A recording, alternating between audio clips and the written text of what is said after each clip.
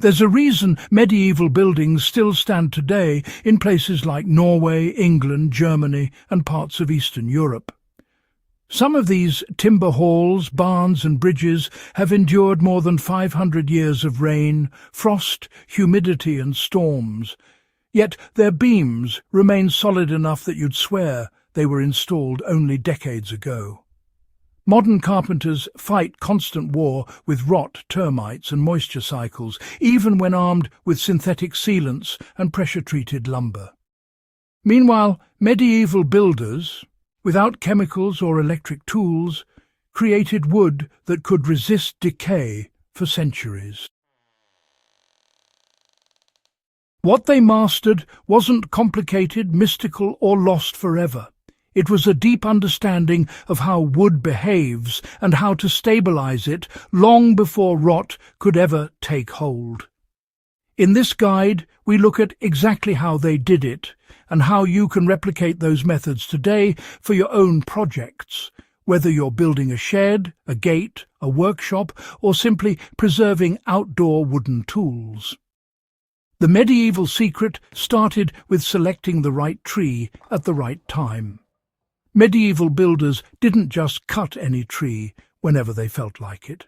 They followed seasonal rhythms that directly affected wood longevity. Timber for long-lasting structures was almost always harvested in the dead of winter, usually between late December and early February. During this time, sap levels in trees drop dramatically. Low sap wood means fewer sugars and nutrients remaining inside the fibres, and those sugars are what fungi and insects feast on. Cutting winter wood meant starting with timber that was naturally more rot-resistant.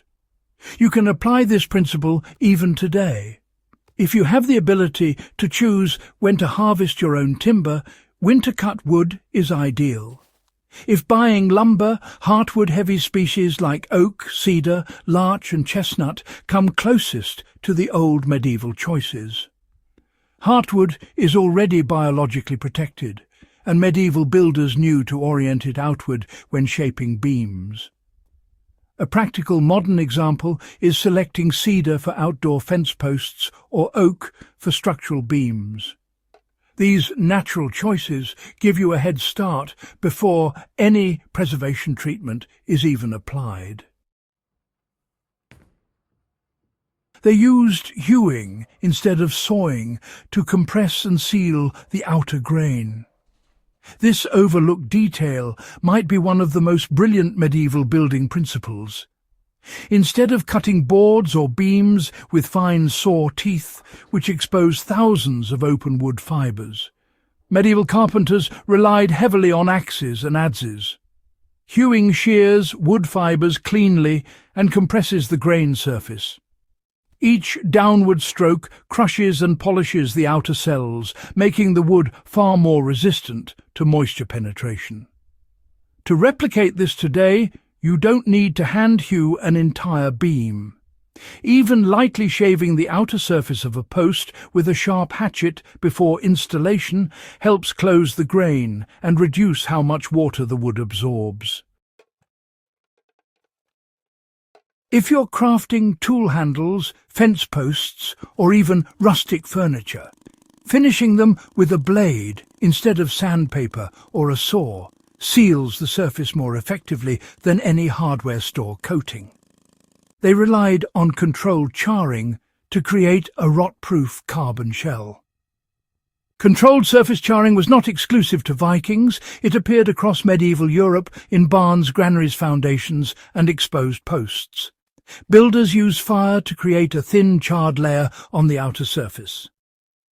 This carbon layer acted like medieval armour, resistant to insects, hydrophobic, and tough enough to withstand centuries of rain.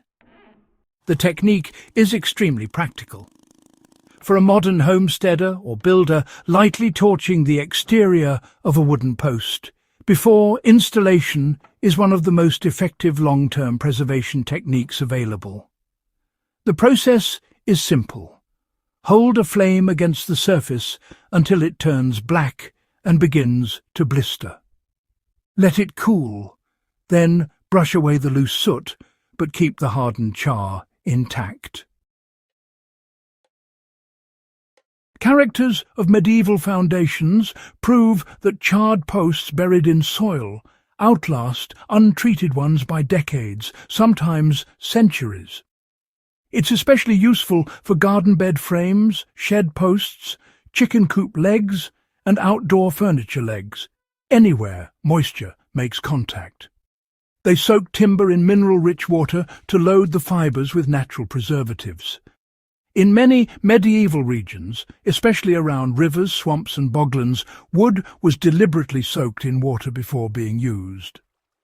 Submersion did two important things. It drove out oxygen from the wood, and it allowed minerals, especially tannins and iron, to penetrate the fibres. Today you can apply this by soaking posts or planks in highly mineralized water for days or weeks before drying them.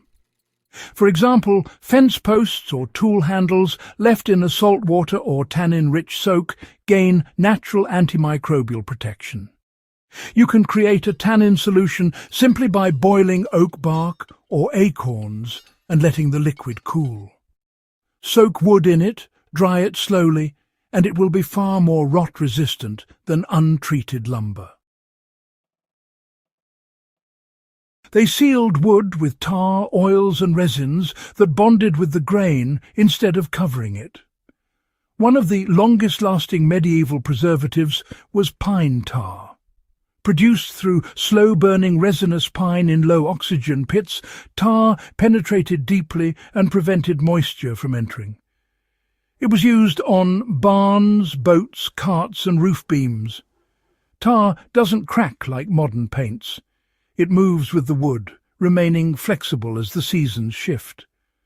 To use this method today, gently warm pine tar so it becomes thin and brush it onto wood while still warm. It flows deep into pores. For best effect, apply to wood that has been slightly heated in the sun or with a heat gun to open the fibres. They engineered structures so water had nowhere to hide. The final medieval secret wasn't chemical, it was strategic design. Water is the enemy of wood when it lingers. Medieval builders shaped beams with slopes, shed water intentionally, and avoided flat surfaces. Posts were often mounted on stones rather than buried directly in soil. Foundations used drainage channels or gravel beds. Every design choice moved water away from vulnerable fibres. You can use the same principles instantly. When making raised beds, bevel the top edges so rain runs off. When installing posts, sit them on gravel or stones instead of burying them in mud. When you combine good tree selection, winter harvesting, hewn surfaces, controlled charring, mineral soaking, pine tar treatment and smart carpentry design, you get wood that resists decay for centuries. If you want more deep dives into forgotten engineering, old-world survival methods and ancient techniques that outperform modern shortcuts, subscribe to Thermal Vault and share this video with fellow enthusiasts. History becomes far more valuable when we learn to use it.